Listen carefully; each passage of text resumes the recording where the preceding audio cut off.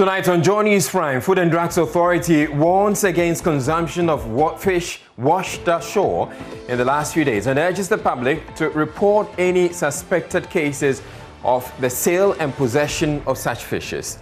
Suspect arrested for stealing a motorbike stuns the police with a confession that he had murdered the wife.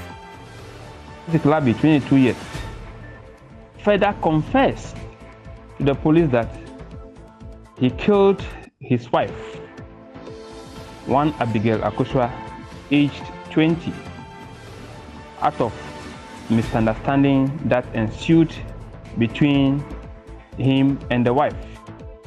Greater Accra Regional Minister describes operation to keep revelers off the beaches as successful. Commenced operations on Friday. First day was good, second day very good, third day perfect, and today I say super excellent. We've been doing our own checks and we'll share that with you. In business, Ghana CEDI expected to replicate last year's performance after modest gains in first quarter of this year.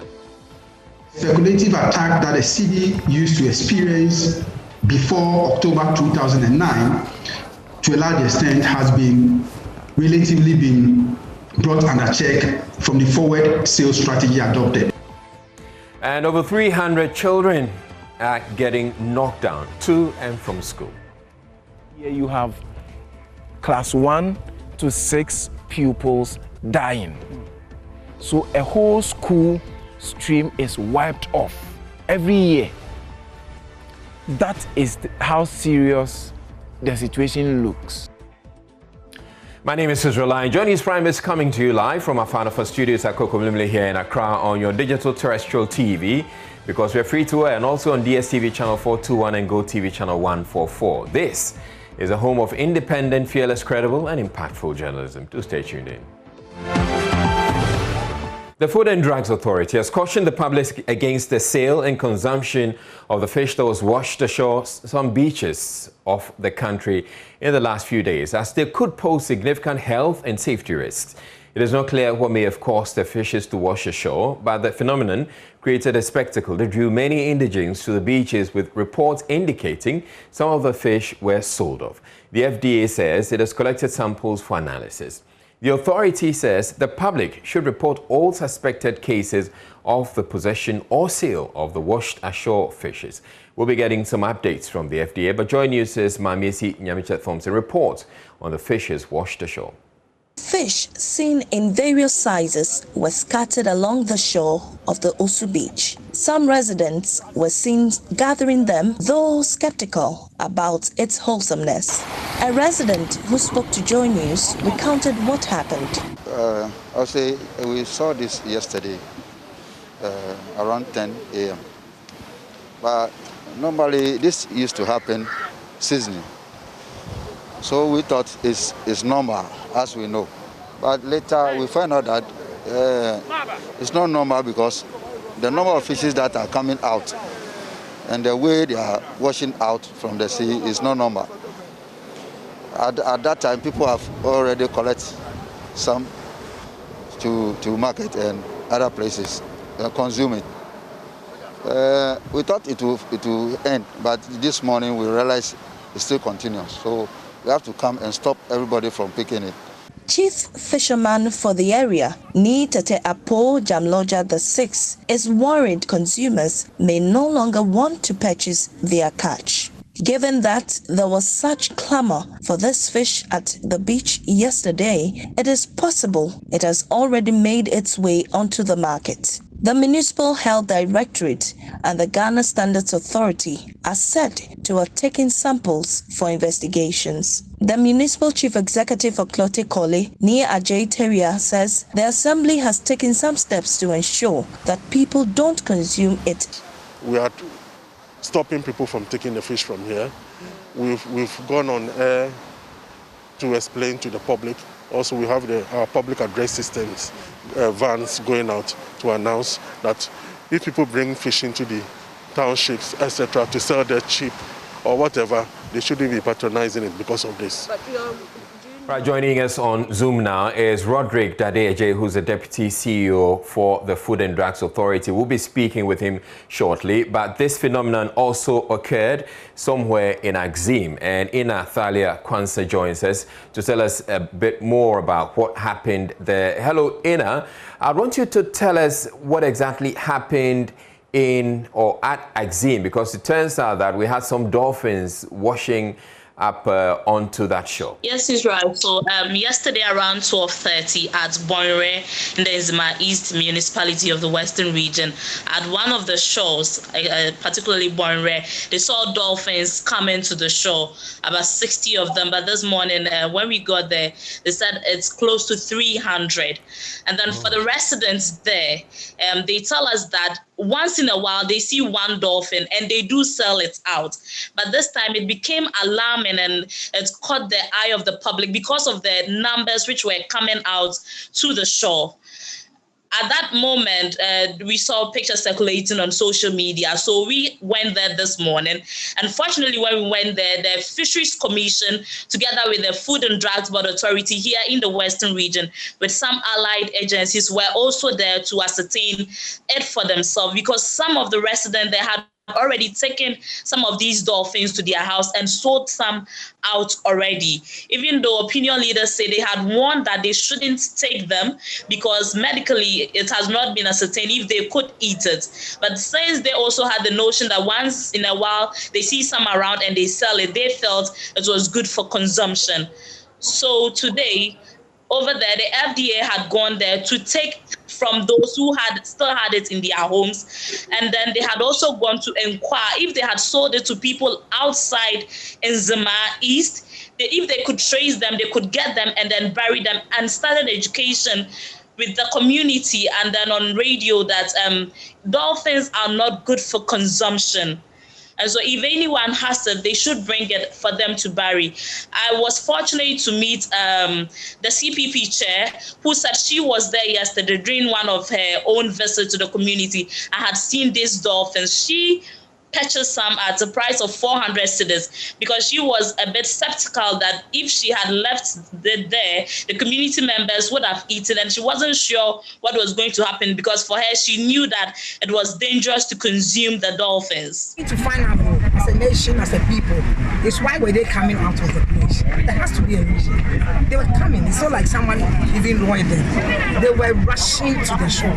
There must be a reason. I don't want us to think that this is any spiritual or something. There is a reason why the fish came. And I'm asking and all the authorities of this country who have the resources and to do this, please find out what happened. Otherwise, what are we supposed to do?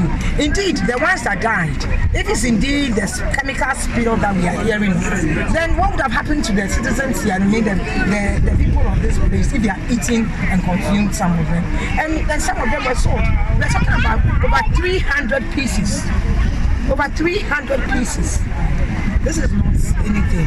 If it has to do with, and I'm sure if we want to find out what it is, we'll find out. So that's the appeal we are making to the president of the country. If he intervenes, it's done.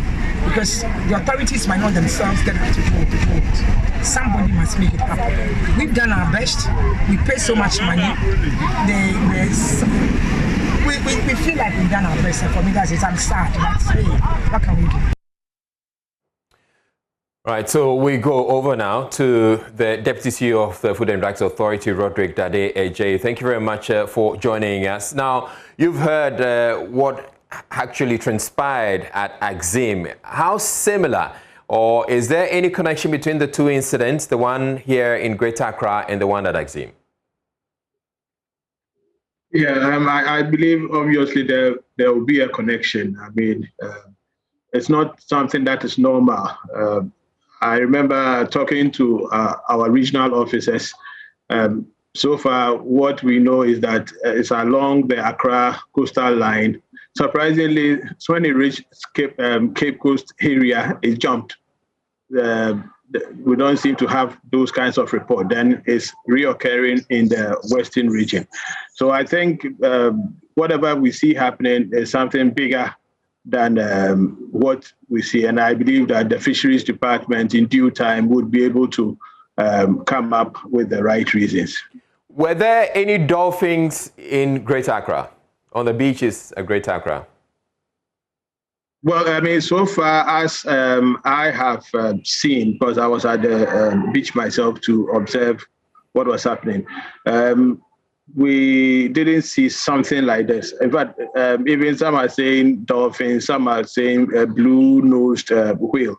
That is in terms of the type of species that we are seeing.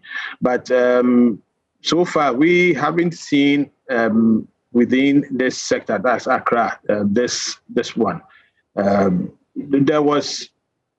I had a discussion with somebody, one of the authorities, and he was saying that he had seen, should I say, fingerlets, if there's such a thing, of the smaller bits of some of these species.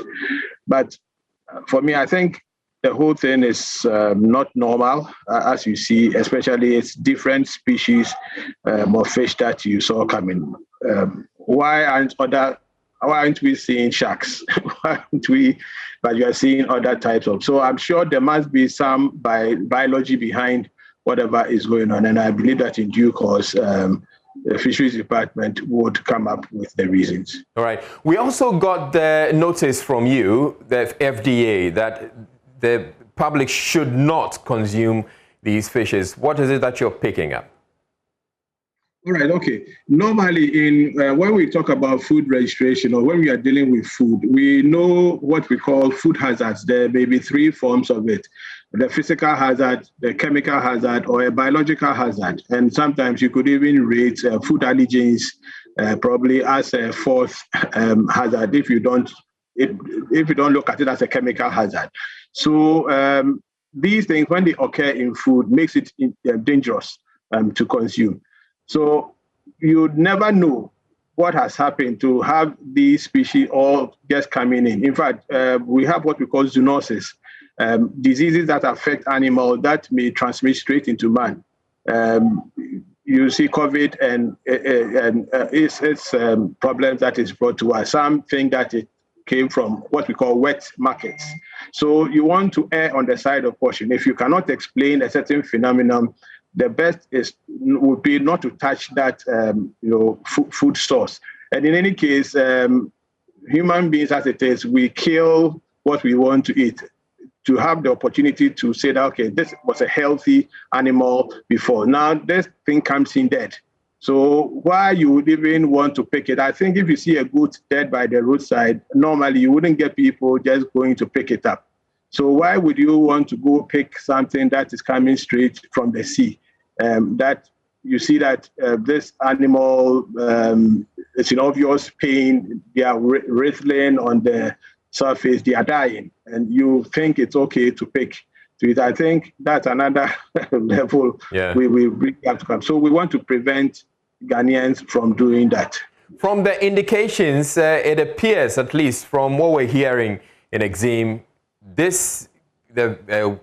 the dolphins have entered the food chain, as in people have consumed them. Do you get a similar sense in Greater Accra? We even probably, should I say, have evidence, because on our rounds, we started the surveillance long before this. And what we have been able to gather so far, the trail that we followed, the normal thing is that where they get the fish from, let's say behind the Black Star Square, they get the fish, and then there's this market called Mandela Market that is just a short distance off. That's where they go and then they sell. Right. So we traced from there. And when we went, at least we were happy to see, number one, the people over there were very conscious of what had happened. They were even able to talk about the species that they had seen.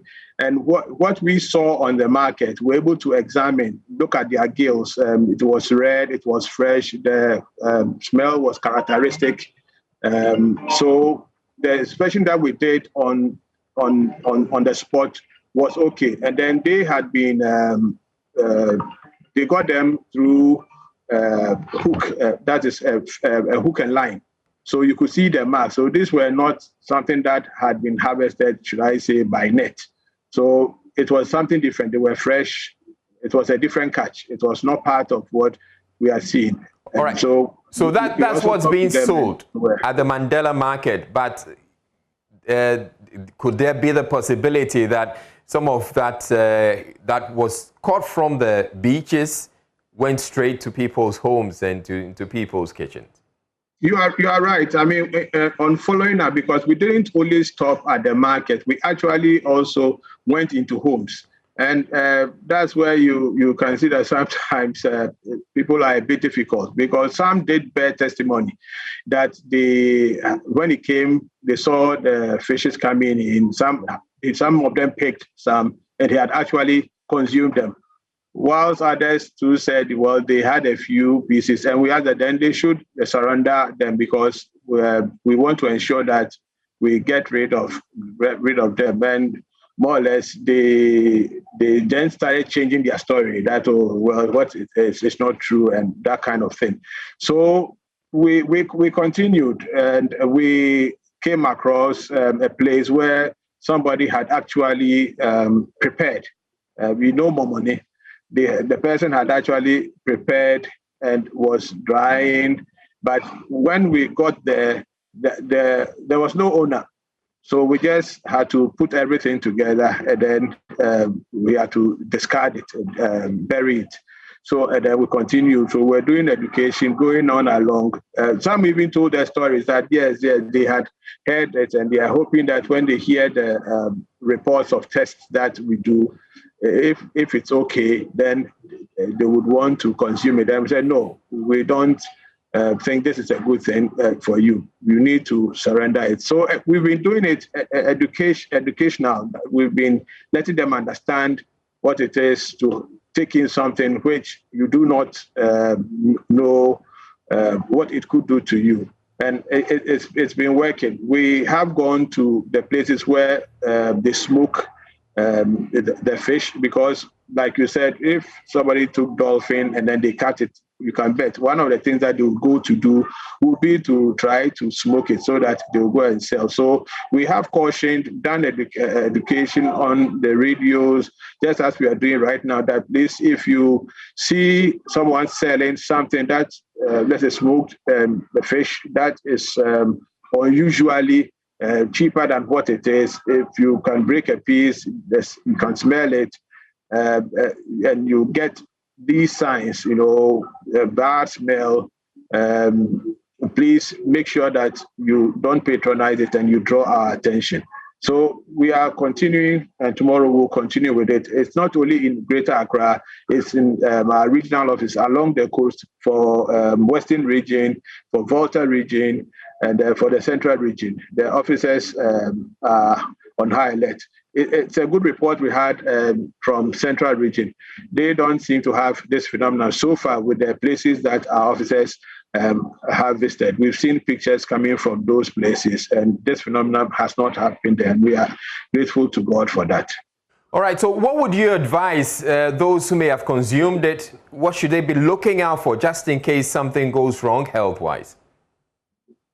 Well, I mean, if you get any signs of not being well, I think the best thing would be to consult your doctor.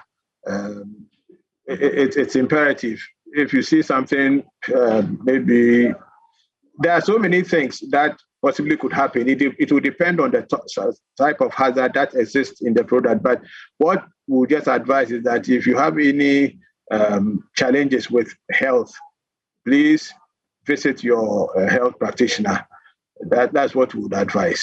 All right. Now, could there also be the possibility that some of the fishermen may have caught some of these fishes in the sea, but some of the fishes that are supposed to have died may have been caught up in the nets of some fishermen, which may have been brought ashore?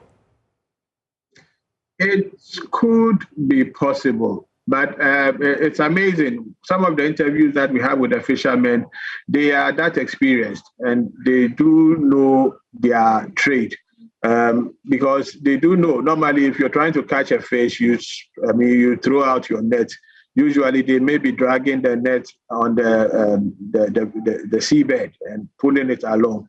So if you, for what we have observed now with this fish that has been washed ashore, most of them you see floating on the surface as it is. And normally, you know, the behavior of fish would not be just to stay there. When it comes, let's say, there's a human presence. So they do know these things. So in terms of like ensuring that they don't get this type of catch. In fact, you'll be amazed that there are a few videos that we were able to take. There was this particular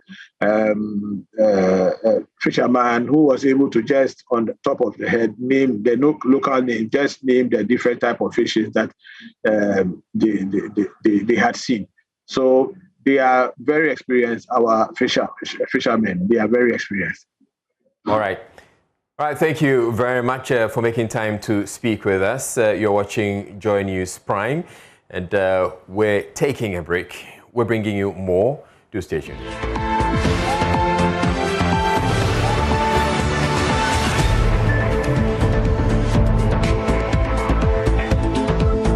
It's been an unusual Easter for many revelers, as thanks to the COVID-19 pandemic, the crowded beaches that characterize the festivities have been bare. Though the president's directive for the beaches to be closed as part of the restrictions has largely been flouted in the last few months, there was significant compliance during the long Easter weekend. Judith Awuchwe-Tando have reports it had to take the presence of the police to keep the revelers away. Easter is celebrated to mark the death and resurrection of Jesus Christ. However, here in Accra, this is when beaches get filled with people making merry and having fun. But COVID-19 is making it impossible this year. Behind me is the Sakumana Beach, where there has been heavy police presence for the past 4 days due to the Easter festivities. Although many had plans to have some bits of fun during this Easter, their plans have been cut short due to the president's directive. So looking to my right, some police are ready to go on a trip to inspect the beaches. District Commander of Bachona, DSP James Asiedu, tells Joy News many are complying with the directive. Yeah, it's like there have been enough publicity, and so the public is aware that we are going to police the beaches and ensure that nobody comes around. So actually it has made the work a bit easier for us. We encounter just few problems. In the morning, we come to see them jogging around and we advise them to leave. Because once we allow them to do so, people who want to come here will be attracted. They may think all is well and they will also come. Yes, somebody asked me, why am I holding the cane today? Because all other days he saw me not with the cane. The fact is that we had information that guys from Ashaman, they are very stubborn and they will be coming today. So we decided to arm ourselves a little bit. The story was no different at the Nungwashani Beach. The LA Haven, which is one of the biggest bars there, has been non-functioning for a while now due to the restrictions. And owners are not amused. So I'm here with the manager of LA Haven at the Nungwashani Beach, Mr. Isaac Ejay Mensah. He's here to tell us more about the effects of the COVID-19 restrictions on his business. Hello, Mr. Ejay. Hello, madam. We want to know, how long has this haven or your bar been closed? It's closed for a year now. Since last year, yeah, we've been closed. Tell us more, how has it affected your business? It's affecting us a lot because since last year that the COVID came and the beach gets closed, we close everything and we don't work, we don't do anything because this what we used to survive. So since it's closed, we close it down and then nothing is going on. We pay rent to, this is not my place. It's a place that I rented that I used to operate my business and nothing is going on right now, so we close it. It's really stressed because nothing, and from here to the house, it's even difficult for me to go there. So now I don't go anywhere, I sleep here because even the transport to go home, I don't have it. Because maybe I'll be here, I don't sell anything, I don't gain anything. So for me to go to the house, so as you see me at the beach, I actually have to be here this morning. I have to go somewhere else, but because of what is going on, I have to be here and just look at the sea because that's what they told us we should look at the sea when we wake up in the morning. The lack of patronage for businesses such as Isaac's, especially on what would have been one of the best days for him, has become the price the Ghanaian economy and other businesses in the recreational sector are having to pay. But this is what the scientists believe is needed so COVID-19 can be kept in check. Judith Awachitando, Joy News. Meanwhile, the Greater Accra Regional Minister Henry Korte has described the operation to keep the revelers off the beaches as successful. It followed for a helicopter tour of Accra's coastline to assess the level of compliance. We commenced operations on Friday. First day was good. Second day, very good. Third day, perfect. And today, I say super excellent. Watching Joy News, we're taking a break with business news coming up next Tuesday.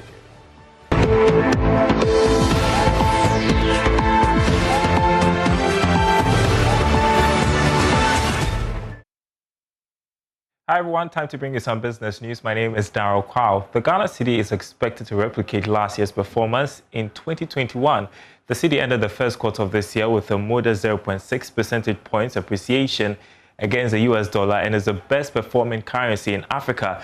Lead author with the Center for Economic Finance and Inequality Studies, Dr. Benjamin Amwa, which has projected the cedi to end the year at 6 cedis 45 pesos to the dollar, has been reacting to the impressive first quarter performance.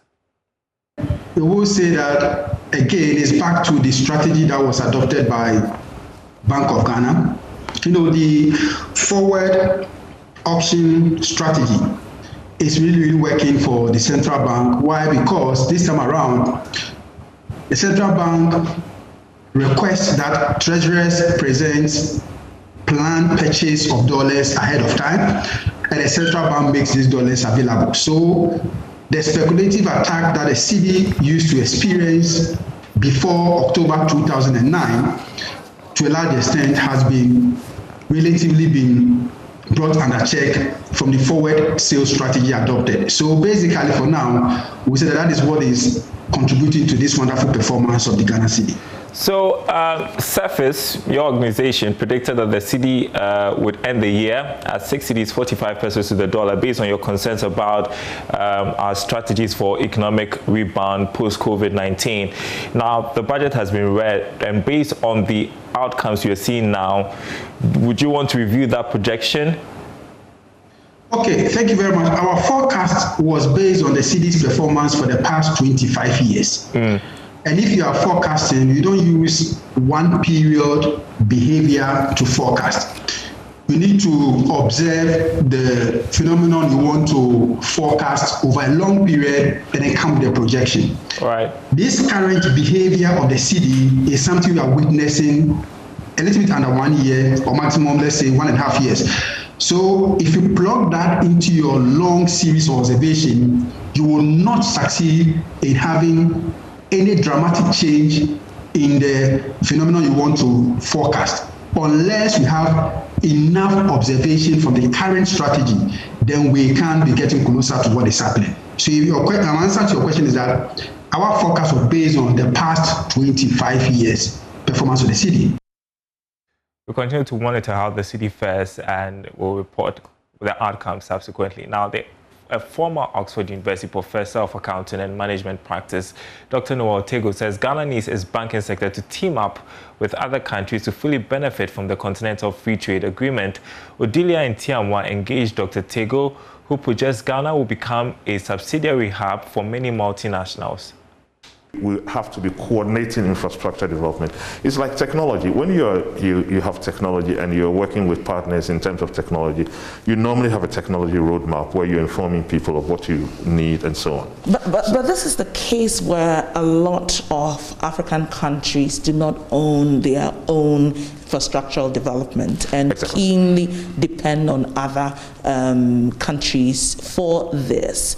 How do we own our own infrastructure and therefore own this whole continental free trade area? Because sometimes I worry a bit that we may end up rather populating our various countries with people who will come and do the industrialization from other continents, and of course, people who will come and take over the infrastructure. And so I think the issue has more to do with the financing bit of it. Yes. Africa has tried at various points to have an Pan-African Infrastructure Development Fund, whether they were funded locally in Africa, particularly through the African Development Bank, or through other multilateral agencies. But there has to be a way in which African governments would raise funds to be able to build in terms of infrastructure. China has been one that has been assisting, in quotes, Africa to do that. I don't think that that is the right way to go. There has to be a mixture of the financing of infrastructure. And we could, there are a variety of means by which we can construct, let's say, in individual countries, financial vehicles to raise funds to do that. Also in the news tonight, ratings agency Fitch has raised its 2021-2022 oil price forecast for Brent crude to reflect a stronger than expected demand recovery and supportive OPEC Plus output policies. Now, it is projecting an average $58 a barrel for Brent crude this year instead of the $45 earlier on. Now, it believes oil prices will continue to benefit in the short term from positive sentiments due to a successful vaccination rollout and a pickup in the U.S. economy. However, Fitch assumes prices will be moderate in the second half of the year into next year. It's therefore only raised its 2022 assumptions by $3 a barrel to $53 a barrel. All right, and that's your business update for now. Sports is coming up next. Thank you for staying with us on Joy News Prime on this holiday. I'm Gary Al Smith with the sport. And the father of the Samer boxing brothers, Issa, says he chose to invest his sons in the sport of boxing because he lacks the financial power to enroll them in school. There are snippets from Nathaniel Atos' documentary titled The Boxing Genes, the story of the Samers, and you can see it here. Issa Samer Sr. is the father of the three and quit his professional career years ago as a boxer and decided to invest in his sons by training them before handing them over to national team coach Ofori Asare, beginning with Basti and Issa.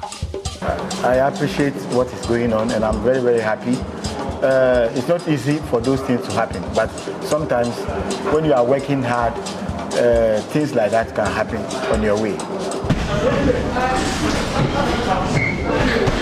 Coach Ofori Asare has trained the two generations and recalls the moments when he worked with Issa Sr. as well as when they hardly agreed on certain things concerning his sons. Boxing no. Me ansan me be boxing no. Tina akwa yaw chire. Send me person me ya no me ntumi anye. That time Coach Asare na wanye ya coach. Later on na obadwane ye clap no. And the pinyufo no hu ne body mbo. And no mo de clap no man no. And no kita clap no after now. Nti me withdraw ye send me hu se best wonyi and isa so aba. Nti me ye madwen say me no time against my women. Na and dear me ya no me ma no nkokwa. Na me stop me stand back and I push omo no omo nko because boxing me pay. And your family ye ne bibia. Ye ne enda so bia. Me so me to me niska me be hwo mo ma mo ko school. I see. Nti was say me mboa wo mo. Yeah. Nti me de me life me bibia e de boa wo mo. The first of the Samer brothers is Basti Samer, who captained the Black Bombers to the Beijing 2008 Olympics and turned professional after that. Before turning pro, however, Basti won gold at the pre-2008 Olympics qualifier and silver at the then All-Africa Games in Algeria. He has recorded some major milestones in his professional career by starting off on an 11-fight knockout winning streak and sparring with the likes of Floyd Mayweather Jr. and Roy Jones Jr. The full documentary has aired 3 times already today. If you missed it, how? But guess what? It will air again at 10:30 here on Joy News, and make a date with that one. From boxing, we focus on football because former Ghana defender Frimpong Manso believes Ghanaian football clubs can only win continental titles in a decade's time with proper planning and strong financial backing. The last time a Ghanaian football club won a continental club title was in 2005 when Hearts of Oak defeated rivals Asante Kotoko in the final of the maiden edition of the CAF Confederations Cup. The former Kumasi cornerstone and Kotoko defender Manso is, however, certain that with proper structures, this can be replicated. Maybe we should be looking around maybe 10 years time, and even with that, unless we have to change the way we do things, do we have the financial capacity? Because if you want to win the Africa, you need minimum $5 million and above, you know, and then with a good planning too, if we are able to do. And do we have that capacity? No. Can we pay a player for say $5,000 a month? No. So it's going to be very difficult for our clubs to win, not to compete. We can compete, but winning is going to take more than that. But who knows, maybe going forward things will change, and then we can get people to help, or companies to help to get to achieve those targets. And that's the sport for the moment. I'm Gary Al Smith. Like I said, don't forget to watch that documentary, The Olympic Genes, story of the Samir brothers and their father, 10:30 tonight. Thank you for your time. Now, if you're a parent or guardian, you must be concerned about this. Over 300 children are getting killed in Ghana through road crashes, according to the Building and Road Research Institute. Sadly, most of them are children who are either going to school or returning from school, who happen to be crossing or walking by the sides of the road. Senior Research Scientific Officer at the Building and Road Research Institute, Isaac Kofi Yangsing, says it is time the entire country showed commitment to fighting this menace. Interestingly, we had an average of 310 children dying every year. Death, 310. What that translates into is that if you have a class of 50 in let's say school B, class 150 up to class 6, every year you have class 1 to 6 pupils dying. So a whole school stream is wiped off every year. That is how serious the situation looks.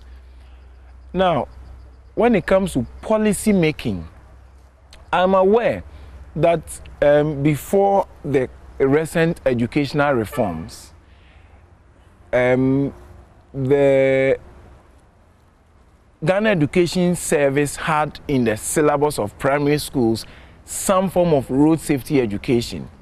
But was it done? Was it done? That is the big question. I have not apprised myself much about the current syllabi in the system as to whether road safety education is there or not. But I must say that all of us would have to set up. Policymakers would have to set up. Teachers need training. If the teacher has not been trained in road safety education, how does the teacher impart that knowledge to the child? Now, this is one of the many shocking revelations in our latest Hotline documentary, Crashed, which was next week, Monday, April 12th. Now, still on road safety, the Driver Vehicle and Licensing Authority has over the years expressed worry about the number of unqualified drivers on the country's roads. Such people are usually known to use the back door to acquire genuine licenses without sitting and passing the required exams. This has been identified as one of the reasons for the numerous traffic accidents. Close to about 600 people have so far died in just the 2 months of the year. As part of measures to curb this, the DVLA says it is now making it possible for people who cannot read or write English to still go through driving school, sit their exam, and be issued a license. Let's hear from the Director for Driver Training, Testing and Licensing, Kafui Somerville. We as a state institution or as playing the role of the state, keep on improving or reforming our policies depending on the situation so that we address the issues we see. So what we've done also is that after reforming the testing, we introduced the theory testing to assess the theoretical knowledge of drivers.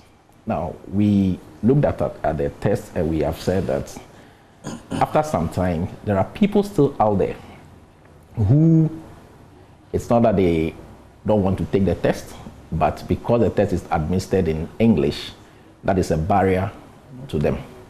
What do? You now have to encourage compliance rather than sit down for them to offend the law and then you go after them. So what we have done is to say, okay, let's go back and see how we can also incorporate these people into our testing regime. So currently we are reforming the theory test to introduce six local languages, which are Ga, Ewe, Dagbani, Hausa, Nzima, will be introduced. When this is done, we are confident and Chi, because that is it's a very common language spoken, and we are very confident that when we do this, those drivers who are driving with that driver's license, who trained from other sources that we are not aware of and cannot access the services of the authority to obtain genuine licenses, will now have the confidence to approach us. We test their skills and then we can properly register these or license these drivers to be on our road. It is very important because if we do not do that, these drivers will continue to drive anyway until they are caught, they are out there and they will be creating the problems they create. He was arrested for stealing a motorbike, but 22-year-old suspect Isaac Labi stunned the KWABENYA police when he announced he had also killed his wife, Akusia Abigail, aged 20 years. He claims a misunderstanding between them led to him killing the wife, but was being haunted by her ghost. The police quickly followed up to Honokwase in the company of the suspect to identify the location where he dumped the body. Here's Police Public Relations Officer with the KWABENYA Police, Francis Gumado, giving details of the incident. Suspect Isaac Labi, 22 years, further confessed to the police that he killed his wife, one Abigail Akuswa, aged 20, out of misunderstanding that ensued between him and the wife at Onakwasi, and dumped the body elsewhere near a refuse dump about 3 weeks before his arrest. And that the spirit of the late wife was haunting him. Police, upon this confession statement, took suspect Isaac Labi to Onakwasi village to confirm the story. On reaching Onakwasi township and upon seeing the suspects in the company of the police, a mob of irate youth threatened to lynch the suspect. So the police quickly retreat to base in order to prepare adequately to visit the crime scene again for further action. On the 4th of April 2021, which was yesterday, the police reinforcement team, together with the suspects, Isaac Labi, went to Onakwasi to retrieve the body of the deceased, Abigail Akoswa, which was dumped near refuse dump. The suspects took the police to where he dumped the late wife,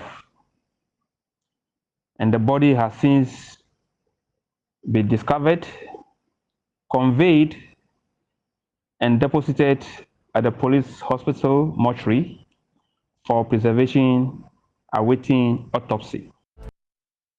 NEC members in the Cape Coast South constituency have launched what they call the Save the Atta Mills Library Now Presidential Library Now project. The Presidential Library was commissioned by former President Mahama 5 years ago, but has been put under lock after the commissioning sparking diverse concerns. On Monday, the NDC members, led by the MP for Cape Coast South, Kwabenya, converged at the premises of the library to tidy it up in a move to get the library open for use. Kwabenya has indicated he will propose a bill in Parliament called the Presidential Libraries Bill when the House resumes to deal with such issues. Richard Kojunyako, who was there, reports the facility is virtually on its knees. So the NDC supporters, led by the MP for Cape Coast South, Kwabenya, have launched what they call Save the Atamos Presidential Library. They say that the library is in a deplorable state and they can no longer wait for 4 additional years. By that time, the library would have collapsed. I've got the MP here. What necessitated this move? It has been neglected when this government came into office for the last 4 years. We have gone into the Ghanaian people have renewed their mandate. Cape Coast people have renewed their mandate. In return, we expect this library to be open this time around. We waited for 4 years. We thought, oh, they've just come. So maybe they are trying to put things well before the 2nd year, nothing. 3rd year, nothing. 4th year, they said they were working on it, nothing. So now, the plans were put in place by the previous administration under His Excellency John Dramani Mahama. This place was built by the private sector, handed over to University of Cape Coast, which is like a quasi-government, or was meant to be handed over. Why is it that something that was handed over, the keys are still with the contractor and the contractor is demanding money? I just corrected to you that it was supposed to be handed over. That was the plan we had in place. It was announced on the day that the place was commissioned that it will be handed over by, it wasn't built by government, so it was not for government to hand over. It was the owners who were the telcos and the committees that we put in place, or were put in place, were the ones supposed to hand it, were supposed to take delivery of it and give it to the University of Cape Coast, or mandate the University of Cape Coast to do it, because the project was fully funded by the telcos. So is he owe money because his last payment he did not receive it? That is, it was being paid by certificate, pattern, or was it because there was a variation as a result of a delay that he's claiming for that variation? For 5 years, this facility has been locked. Yeah. Why didn't you take any action? Because there was also a committee that was put in place, and majority of them were NDC, Township NDC members who oversaw the construction of this facility. Well, why have you allowed the facility to deteriorate? Well, as I told you, we put something in place. Government is supposed to be a going concern. Previous government put something in place, a clear pattern on how this place will be maintained and run. The government that came in, who was supposed to honor that promise. Remember, we were in opposition.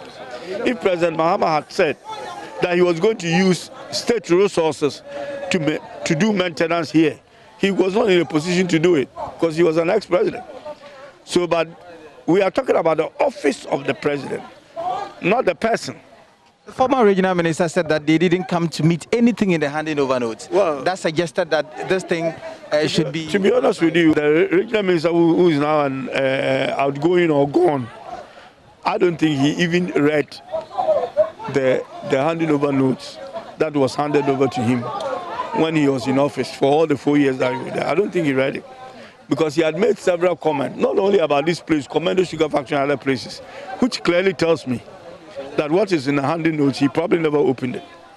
So it is not surprising that they have basically asked him to go.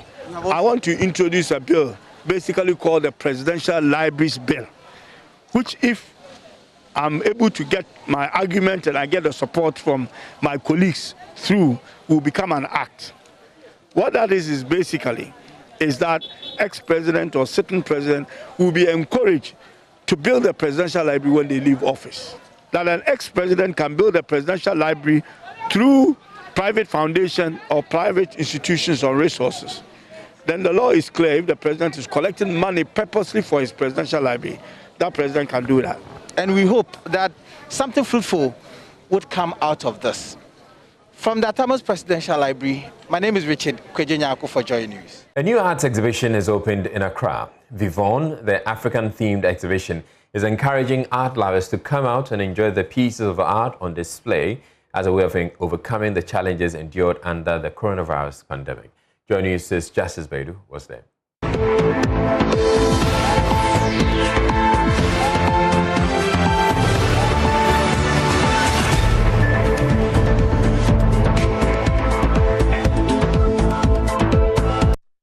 We're sorry we couldn't bring you that story. We will bring it to you a little later. Now, founder of the Send Immaculate Widows Association, Reverend Sister Gabriela Nona, has appealed to major donors in the community to support the widows there. Let's bring you this story now.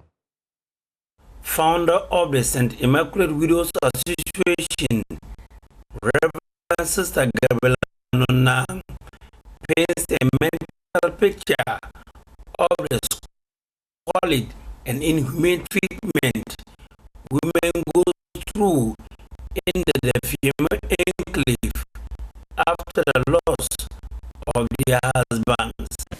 You know, nowadays, when a man dies, they don't care. They say that they cannot get care for their own children. How can they be able to care for somebody's children? As a result of that, 26 years ago, she founded a association at the Fiema to at least help the widows to live a dignified life, who they now join in droves. The membership of the St. Immaculate Widows Association is now pegged at 888, a tax too huge for only one person to bear. That huge burden could easily have been lessened, according to Reverend Sister Gabriela Nona, if the widows have access to not only farmlands, but lands that are fertile. These people have to suffer to get a land. They always took the land that which is fertile and give them places which is not fertile. They make only bamboo beans, some small groundnuts, some rice. The rice also cannot do if the rain is not going very well. And this little food, they also try to feed their children. They are not lazy. I let them train. Each one to train something. Don't sit down, put your hand under their laps and sit down like that waiting that we have to do something before we eat. While they praise and wait with bated breath for the status quo to change, private legal practitioner, lawyer Teddy Osori, and Mommy and Me donated bags of rice, sugar, cartons of coconut oil, mattresses, and used clothes to enable them celebrate the Easter. The donation, according to lawyer Teddy Osori, is the third in as many years. We pray and hope that we are able to develop this thing into something more sustainable that makes the widows grow a little bit independent and are able to do something more for themselves and for the communities that they belong to. During this period of Lent, we are encouraged to be charitable, and we are happy that a charitable institution supports this program every year during this period of Lent. A representative of Mommy and Me, Joe Ampendako, expressed joy for the collaboration between his outfit and that of Lawyer Teddy Osori, who has brought smiles to the faces of the widows. Before I end, glad that this presentation is not made to only Catholic women here, which is very important that as even the Catholic Church stands, all the women here comes from all facets of society, and we are most grateful that Reverend Sister, we are grateful that you have been able to, stretch forth your hand to touch every widow who is in the community. Reporting for the news, Rafik Salam, Dafiema. Let's go back to our art exhibition story, which is open in Accra. Vivon, the African-themed exhibition, is encouraging art lovers to come out and enjoy the pieces of art on display as a way of overcoming the challenges endured under the coronavirus pandemic. Join News' Justice Bedu was there.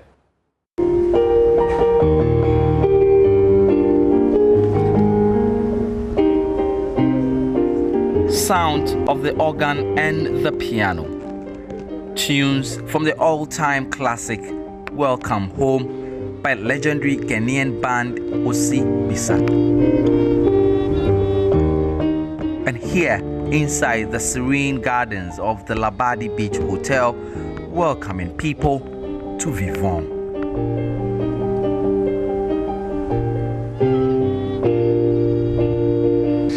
Vivon was carved out of a French word, which means let's live, you know. And it came out basically because I had a chance to exhibit. But the question is, during this period, can't we have a life? Can't we have some of our passions and our desires? Can't we just go after something that we love because of COVID? The title of this work is 2020. Yes, this is a reflection of what we went through last year. Martin Date, a painter of over a decade experience who has traveled the world showing and selling his African-themed works, is one of the artists with his work on show. When we have a show like this, we want people to come. Just come and have a look at it. You may understand, you may not, but it's good to just show up, and because there's so many reasons why art plays a very important role in the society. Emotions, whatever, psychology works on. Also investment, business.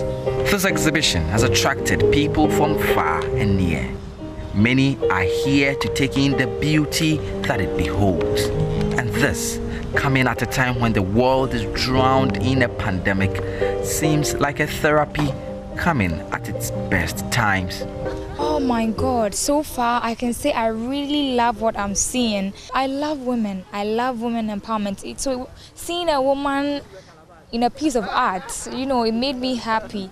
In this time we need to make such exhibition a lot, because after Corona, after this COVID lockdown, all people now is boring. A lot of them have depression or something like this. But when you see African paints, it have special soul, special emotions, and bring you much more emotions to open your hearts and after Corona to rise and feeling life is continue.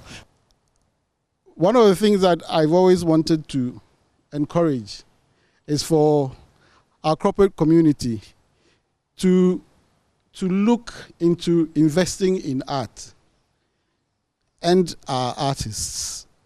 You know, not only visual artists like the ones who are exhibiting their works here today, but art from across the spectrum, because it is what captures us as a developing people.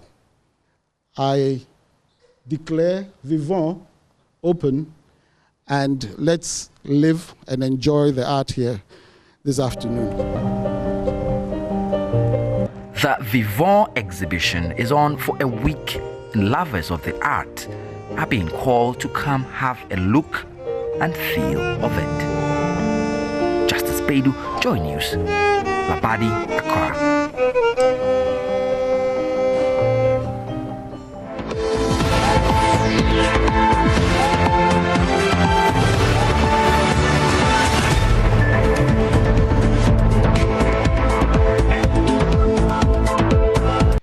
Thanks for staying with us. Some more business news for you. We've got big news in the tech world to report tonight. LG Electronics says it would close down its loss-making smartphone business. In January, the South Korean electronics giant said it was looking at all options for the division after almost 6 years of losses totaling around $4.5 billion. LG had made many innovations, including ultra-wide angle cameras, rising to third largest smartphone maker in 2013. But bosses said the mobile phone market had become incredibly competitive. Just how tough was the competition for LG's smartphone business that it has decided to opt out? Here's host of Geek Squad, Kobe Spike Nkrumah. The competition has been very tough. For some years now, LG has been struggling to make sales, you know, with competitors like Samsung and Apple in the industry. It's been very difficult for them to match up to those competitors. And clearly they have some very good devices, but one would say what happened to the likes of Nokia, Motorola, and Sony Ericsson, it happened to them, and even HTC is happening to them. Well, being number 3 on the market is not bad. I guess the losses were not helping. So is it the case we're not marketing well enough? What was it about the smartphones that really didn't catch on? They were actually doing well in the lower markets, not in the mid-range and the high range. But being number 3 doesn't necessarily mean that you're actually even making money. Number 1 is probably taking 40% of the pie, and then number 2 takes about another 30%. That makes sense. What's left is just about what you call the 30% for everybody else to share. And it's a huge market out there. You have competitors like Xiaomi and Huawei in China, where the population is actually huge, and they would rather purchase natively owned businesses like Huawei and Xiaomi and even Oppo and Vivo. So LG was really having a hard time. Still in the tech space, one of Ghana's leading information and communication technology firms, Slam Technologies, in collaboration with Slam Foundation, has trained not less than 70 persons in help desk support for free. Chief Executive of Slam Technologies, Samuel Boateng, says the aim of the 2-week course is to support the youth, build careers in IT, and also create jobs. There's more in the following report. The 2-week program was part of a long list of wide-ranging initiatives from Slam Technologies, which were aimed at deepening the use of ICT tools for problem solving and to ensure the skill sets of professionals within the country are at par with those anywhere on the globe. It's comprised instructor-led meetings and hands-on laboratory sessions. Samuel Boateng is the Chief Executive of Slam Technologies. Help desk is one of the growing field in our generation because of the increase in devices and other tools and softwares and applications. So we decided that we want to organize a help desk program for those who needing to create their own self-employment jobs. And that is the reason why we came up with the help desk position. And so with the help desk, we started from components such as hard drives and softwares and internet. So we talk about everything. We fix PCs, we fix laptops. We talk about our charges and fees and everything. So these guys are equipped to open your PCs and replace your parts, to fix your hardwares and your softwares in any capacity that they have. Top 5 performers were selected to intern with Slam Technologies and also received a pack of help desk support tools to aid their development. Overall best performing student Rita Abednego encouraged young females to venture into IT-related careers. Okay, I don't only want to have the knowledge, but then I want to also have the ability to be able to impact, influence other ladies. You see, when I was home, I thought that the only way I could be able to go to school was having a good grade to school. And then when I joined Star Women and they introduced me to Slam Technologies, I've been able to explore so many things. I didn't know I had this background idea in technology. I've been able to do so many things. When it comes to IT now, I'm not only good with the storage, I'm not only good with the input, I'm good with some security stuff. I'm now conscious of some of the things that I didn't really particularly pay attention to. So I'm not only taking it for myself, I'm going out there to influence women. I'm going to explore and volunteer as well to non-organizations. The Slam Technologies Help Desk Support Training was in partnership with Star Women Foundation.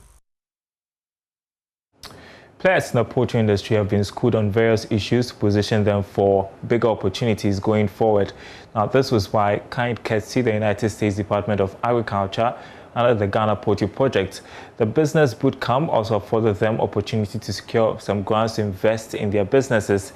Emma Davis participated in the bootcamp and reports. According to Winfred Kumi, Senior Investment Associate at AV Ventures, the fundamentals of all successful businesses are similar.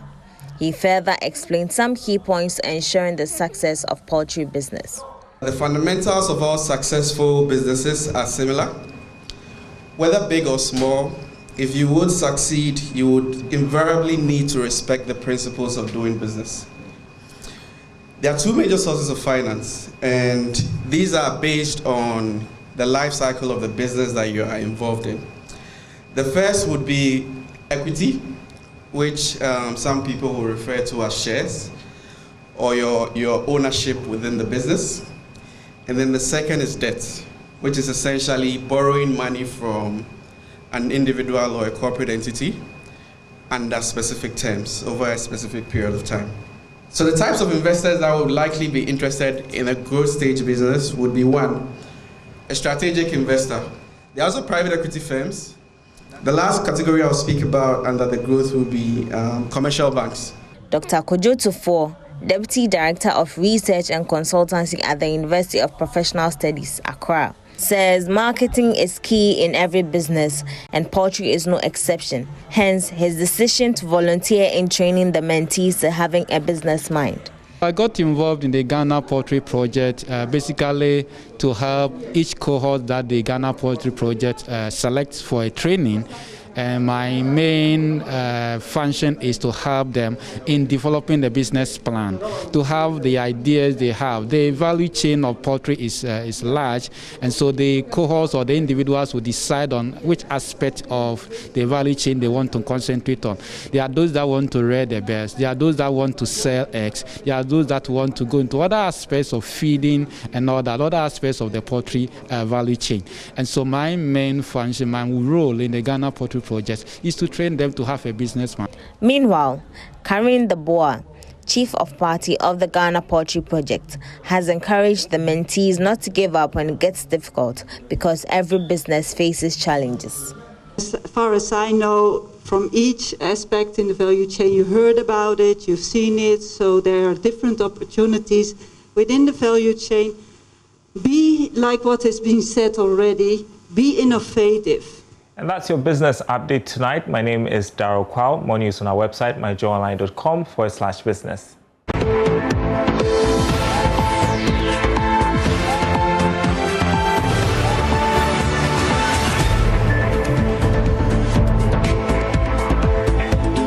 Right, so that'll be it for the bulletin for this evening. I'm Israel. Up next, we bring you our outline documentary. Do stay tuned in.